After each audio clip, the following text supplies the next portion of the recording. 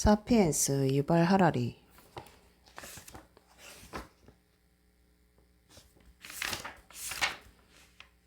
사랑하는 아버지 슐로모 하라리를 추모하며 한국의 독자들에게 우리 종의 역사를 이해하는 것은 중요한 일이다.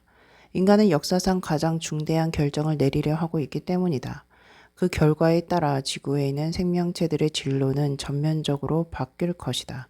생명은 40억 년 전 출현하여 자연선택 법칙의 지배를 받아왔다. 바이러스든 공룡이든 모든 자연선택 법칙을 따르면서 진화했다. 아무리 이상하고 특이한 형태라도 생명은 언제나 유기체라는 한계에 묶여 있었다. 선인장이든 고래든 모두가 유기화학물로 만들어졌다. 이제 인간은 과학을 통해 자연선택을 지적 설계로 대체하고 유기체가 아닌 생명을 만들기 시작할지 모른다. 과학은 자연선택으로 빚어진 유기적 생명의 시대를 지적 설계에 의해 빚어진 비유기적 생명의 시대로 대체하는 중이다. 특히 오늘날의 과학은 우리에게 스스로의 몸과 마음을 재설계할 수단을 제공하기 시작했다. 역사 과정 동안 수많은 경제적, 사회적, 정치적 혁명이 존재했지만 인간 그 자체는 변하지 않았다. 우리는 신라 시대나 고대 이집트 시대 선조들과 여전히 동일한 몸과 마음을 지니고 있다. 하지만 앞으로 사회와 경제뿐 아니라 우리의 몸과 마음도 유전공학, 나노기술, 뇌기계 인터페이스에 의해 완전히 바뀔 것이다. 몸과 마음은 21세기 경제의 주요한 생산물이 될 것이다. 심지어 죽음조차 완전히 달라질 가능성이 있다. 역사 과정을 통틀어 죽음은 언제나 형이상학적 현상으로 인식되었다. 우리가 죽는 것은 신이, 우주가, 대자연이 그렇게 규정했기 때문이다. 그러므로 죽음을 혹시라도 물리칠 수 있는 것은 오직 그리스도 재림 같은 모종의 거대한 형이상학적 몸짓 뿐이라고 사람들은 믿게 되었다. 하지만 최근 우리는 죽음이 기술적인 문제라고 재정의하였다. 매우 복잡한 문제이긴 하지만 기술적인 문제라는 점에는 변함이 없다. 과학은 모든 기술적 문제에 모종의 기술적 해결책이 있다고 믿는다. 이제 우리는 죽음을 극복하기 위해 예수나 부처를 기다릴 필요가 없다. 전통적으로 죽음은 사제와 신학자의 전공이었지만 오늘날 이 분야를 공학자들이 넘겨받았고 실험실의 괴짜 연구가 2명이 이를 해결해낼 수도 있다. 2년 전 구글은 갤리코라는 자회사를 설립했는데 이 회사의 목표는 죽음이라는 문제를 해결하는 것이다. 이런 기술적 혁신은 거대하고 새로운 기회이기도 하지만 새로운 위험을 낳을 수도 있다. 이를 낙관하거나 비관하는 것은 의미가 없다. 우리는 현실주의자가 되어 이런 일이 실제로 일어나고 있다는 사실을 이해해야 한다. 이것은 과학이지 공상과학 소설이 아니다.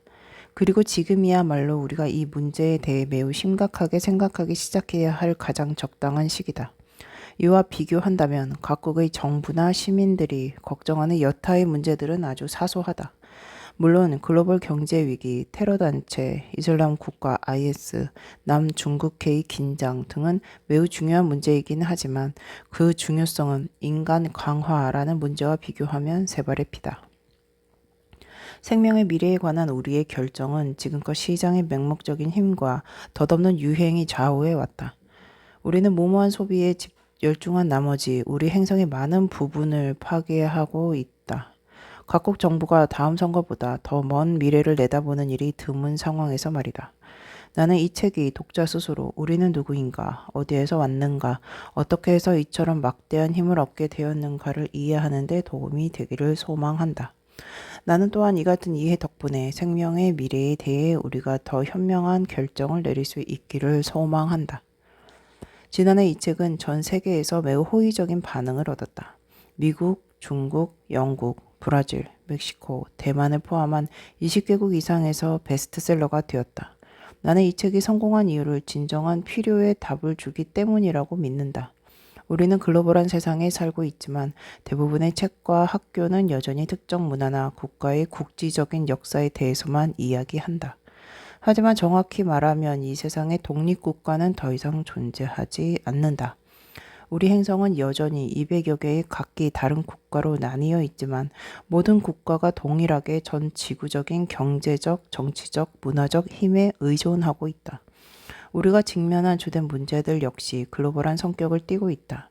지구온난화로 기후가 급격히 바뀌면 어떤 일이 벌어질까? 직업시장에서 컴퓨터가 사람을 대체하고 대부분의 인간이 경제적으로 쓸모가 없어지면 어떤 일이 벌어질까?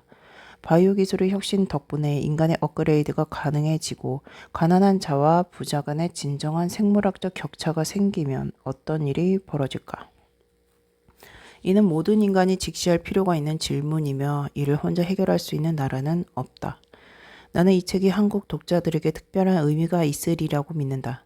한국은 다른 어느 지역보다 오늘날 우리가 직면한 딜레마를 더욱 압축해서 보여주는 곳이기 때문이다.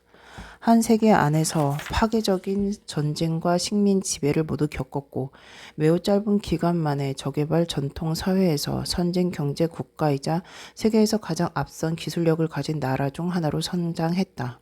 게다가 오늘날 정보기술과 바이오 기술 분야의 혁명을 선도하는 중이다. 덕분에 한국인들은 첨단 기술의 전도 유망함과 더불어 위험도 2배로 많이 느끼고 있다. GDP와 생활 수준이 극적으로 올라가는 동안 자살률도 치솟았다. 그래서 오늘날 한국은 선진국 중 최고, 세계 전체로 보아도 가장 높은 수준에 육박하는 자살률을 기록하고 있다. 한국은 행복도에 대한 조사에서도 멕시코, 콜롬비아, 태국 등 경제적으로 더 어려운 나라보다 뒤처져 있다.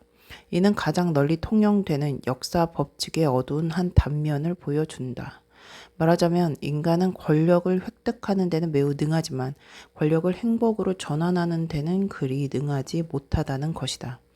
한국이 가르쳐주는 것이 하나 더 있다. 기술은 이야기의 절반에 불과하고 마침내 사람들이 기술로 무엇을 할 것인지에 따라 모든 것이 결정된다는 사실이다.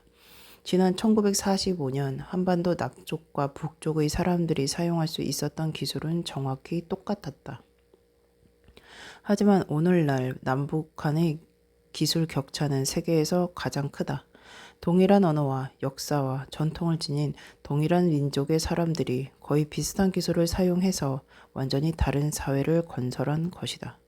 2015년 전 세계 모든 지역 사람들은 놀라운 신기술에 접근할 수단을 가지려 고군분투하고 있다. 하지만 이 기술은 우리에게 그것으로 무엇을 하라고 말하지 않는다. 유전공학, 인공지능, 그리고 나노 기술을 이용해 천국을 건설할 수도 있고 지옥을 만들 수도 있다. 현명한 선택을 한다면 그 혜택은 무한할 것이지만 어리석은 선택을 한다면 인류의 멸종이라는 비용을 치르게 될 수도 있다. 현명한 선택을 할지의 여부는 우리 모두의 손에 달려 있다. 2015년 11월 유발 노아 하라리